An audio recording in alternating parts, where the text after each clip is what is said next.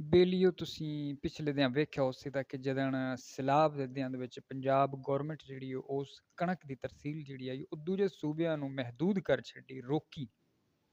ਕਿ ਪਹਿਲੇ ਜਿਹੜੇ ਸੈਲਾਬ ਜ਼ਦਗਾਨ ਨੇ ਪੰਜਾਬ ਦੇ ਵਿੱਚ ਨੁਕਸਾਨ ਹੋਇਆ, ਘਾਟਾ ਹੋਇਆ, ਪਹਿਲੇ ਅਸੀਂ ਆਪਣੇ ਕਿਸਾਨਾਂ ਨੂੰ ਵੇਖਾਂਗੇ, ਆਪਣੀ ਆਵਾਮ ਨੂੰ ਵੇਖਾਂਗੇ, ਪੰਜਾਬ ਨੂੰ ਵੇਖਾਂਗੇ ਕਿ ਸਾਡੀ ਜਿਹੜੀ ਕਣਕ ਹੈ, ਕਿਆ ਉਹ ਐਸਾ ਨਾ ਹੋਵੇ ਕਿ ਅਸੀਂ ਇਹ ਤਰਸੀਲ ਜਿਹੜੀ ਹੈ ਉਹਨੂੰ ਜਾਰੀ ਰੱਖੀਏ ਤੇ ਕੱਲ ਨੂੰ ਪੰਜਾਬ ਨੂੰ ਕਣਕ ਜਿਹੜੀ ਉਹ ਮਜ਼ੀਦ ਮਹਿੰਗੀ ਦੂਜੇ ਮੁਲਕਾਂ ਦੇ ਕੋਲੋਂ ਬਾਹਰੋਂ ਮੰਗਵਾਉਣੀ ਪਵੇ।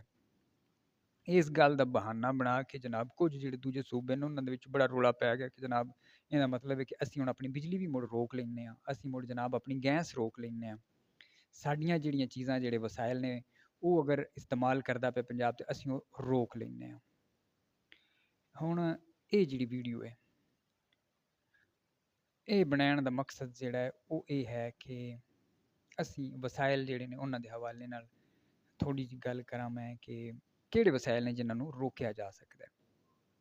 ਗੁਜ਼ਾਰਿਸ਼ ਇਹ ਹੈ ਕਿ ਜਿਹੜੇ ਕੁਦਰਤੀ ਵਸਾਇਲ ਹੁੰਦੇ ਨੇ, ਗੈਸ ਹੋਵੇ ਜਾਂ ਡੈਮ ਹੋਣ, ਉਹਨਾਂ ਦਾ ਖਰਚਾ ਜਿਹੜਾ ਹੈ ਉਹ ਵੀ ਵਫਾਕ ਜਿਹੜਾ ਹੈ ਗੌਰਮੈਂਟ ਜਿਹੜੀ ਹੈ ਸੈਂਟਰਲ ਗੌਰਮੈਂਟ ਉਹ ਕਰਦੀ ਹੈ, ਉਹ ਪੈਸੇ ਦਿੰਦੀ ਹੈ, ਜਗ੍ਹਾ ਖਰੀਦਦੀ ਹੈ, ਜਿਹੜੇ ਲੋਕ ਉੱਥੇ ਪਹਿਲੇ ਬੈਠੇ ਹੁੰਦੇ ਨੇ ਉਹਨਾਂ ਨੂੰ ਮਜ਼ੀਦ ਅੱਗੇ ਪਲਾਟ ਵੀ ਦਿੰਦੇ ਨੇ, ਮਰਾਤ ਦਿੰਦੇ ਨੇ, ਨੌਕਰੀਆਂ ਦਿੰਦੇ ਨੇ। ਮੁੜੇ ਕਿ ਅਗਰ ਕੋਈ ਬਿਜਲੀ ਘਰ ਹੈ ਫਰਜ਼ ਕਰੋ ਗੌਰਮੈਂਟ ਨੇ ਬਣਾਇਆ, ਵਫਾਕ ਨੇ ਬਣਾਇਆ, ਉਹਦੇ ਵਿੱਚ ਲੋਕ ਜਿਹੜੇ ਨੇ ਉਹ ਕੰਮ ਕਰ ਰਹੇ ਨੇ, ਉਹ ਮੁਲਾਜ਼ਮ ਨੇ, ਉਹ ਹਰ ਮਹੀਨੇ ਤਨਖਾਹ ਲੈਂਦੇ ਨੇ ਔਰ ਫਿਰ ਇੱਕ ਜਿਸ ਵੇਲੇ ਰਿਟਾਇਰ ਹੋਣ ਦੇ ਫਿਰ ਵੀ ਗੌਰਮੈਂਟ ਦੀਆਂ ਮਰਾਤ ਉਹਨਾਂ ਨੂੰ ਮਿਲਣਗੀਆਂ। ਔਰ ਇਹ ਸੂਰਤ ਹਾਲ ਗੈਸ ਦੀ ਵੀ ਹੈ, ਗੈਸ ਦੇ ਵਿੱਚ ਵੀ ਜਿਹੜੇ ਮੁਲਾਜ਼ਮ ਨੇ ਉਹਨਾਂ ਦੇ ਤੁਸੀਂ ਜਾ ਕੇ ਵੇਖੋ ਕਿਤਨੀਆਂ ਕਿਤਨੀਆਂ ਤਨਖਾਹਾਂ ਲੈ ਰਹੇ ਨੇ। ਫਿਰ ਇੱਕ ਜਿਸ ਵੇਲੇ ਰਿਟਾਇਰ ਹੋਣਗੇ ਫਿਰ ਉਹਨਾਂ ਨੂੰ ਕਿਹੜੀਆਂ ਕਿਹੜੀਆਂ ਮਰਾਤ ਦਿੱਤੀਆਂ ਜਾਣਗੀਆਂ। ਔਰ ਇਹ ਸਾਰਾ ਕੁਝ ਵਫਾਕ ਗੌਰਮੈਂਟ ਦਾ ਜਿਹੜਾ ਹੁੰਦਾ ਹੈ ਇਹ ਉਹਦੀ ਮਲਕੀਅਤ ਹੁੰਦੀਆਂ ਨੇ ਇਹ ਚੀਜ਼ਾਂ। ਹੁਣ ਗੱਲ ਕਰਨੇ ਆ ਕਿ ਪੰਜਾਬ ਤੋਂ ਜਿਹੜਾ ਆਟਾ ਜਾ ਰਿਹਾ ਸੀ, ਕਣਕ ਦੀ ਗੱਲ ਕਰਨੇ ਕਿਉਂਕਿ ਆਟੇ ਦਾ ਤਲਕ ਤੇ ਕਣਕ ਨਾਲ ਹੈ। ਕਣਕ ਉਗਦੀ ਹੈ ਖੇਤਾਂ ਦੇ ਵਿੱਚ।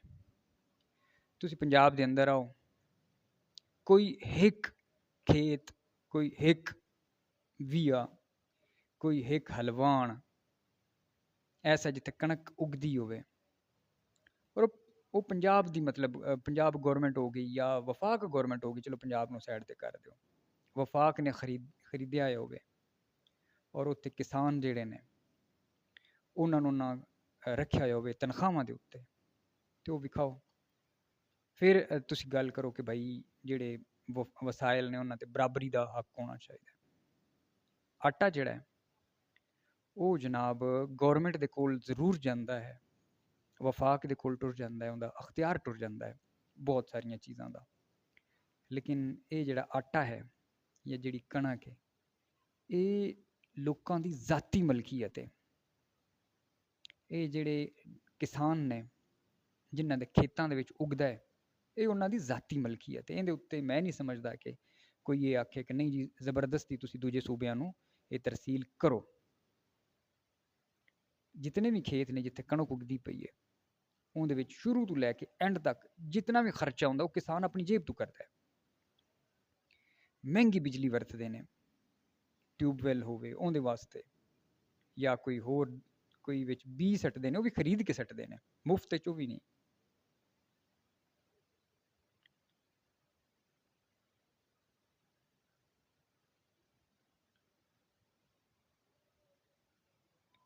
ਮਹਿੰਗੀਆਂ ਖਾਦਾਂ ਨੇ, ਫਿਰ ਉਹਦੀ ਦੇਖਭਾਲ ਹੈ, ਅੱਗੇ ਅਗਰ ਕੋਈ ਹਾਰੀ ਰੱਖੇ ਨੇ, ਅਗਰ ਨਾਲ ਕੋਈ ਮੁਲਾਜ਼ਮ ਰੱਖੇ ਹੋਏ ਨੇ ਉਹਨਾਂ ਨੂੰ ਪੈਸੇ ਦੇਣੇ। ਈਵਨ ਤੁਸੀਂ ਇਹ ਯਕੀਨ ਕਰੋ ਕਿ ਇਹ ਜਿਹੜੀ ਕਣਕ ਹੈ ਜਾਂ ਮੁੰਜੀ ਹੈ ਜਾਂ ਕੋਈ ਵੀ ਫਸਲ ਹੈ ਉਹ ਸਿਰਫ ਆਪਣਾ ਖਰਚਾ ਪੂਰਾ ਕਰਦੀ ਹੈ। ਕੋਈ ਬਹੁਤ ਥੋੜਾ ਕੁਝ ਇਸ ਤਰ੍ਹਾਂ ਦਾ ਹੁੰਦਾ ਹੈ ਕਿ ਕਿਸਾਨ ਜਿਹੜਾ ਉਹਦੀ ਜੇਬ ਵਿੱਚ ਕੋਈ ਥੋੜਾ ਬਹੁਤ ਬਚ ਜਾਂਦਾ ਹੈ। ਹਾਂ ਵੱਡੇ ਜ਼ਮੀਨਦਾਰ ਹੋਣ, ਜ਼ਗੀਰਦਾਰ ਹੋਣ, ਉਹਨਾਂ ਦੀ ਇੱਕ ਵੱਖਰੀ ਗੱਲ ਹੈ, ਲੇਕਿਨ ਨਾਰਮਲ ਜਿਤਨੇ ਵੀ ਕਿਸਾਨ ਨੇ ਉਹ ਸਿਰਫ ਆਪਣਾ ਖਰਚੇ ਪੂਰੇ ਕਰਦੇ ਪਏ ਨੇ। ਮੈਨੂੰ ਨਹੀਂ ਸਮਝ ਆਉਂਦੀ ਕਿ ਇਹ ਵਸਾਇਲ ਜਿਹੜੇ ਲੋਕ ਆਉਂਦੇ ਨੇ ਕਿ ਸਾਡੇ ਵਸਾਇਲ, ਤੁਹਾਡੇ ਵਸਾਇਲ ਕਿਹੜੇ ਨੇ? ਅਗਰ ਗੌਰਮੈਂਟ ਦੀ ਮਲਕੀਅਤ ਹੈ ਤੇ ਫਿਰ ਉਹ ਤੁਹਾਡੇ ਵਸਾਇਲ ਨਹੀਂ, ਉਹ ਗੌਰਮੈਂਟ ਦੇ ਵਸਾਇਲ ਨੇ।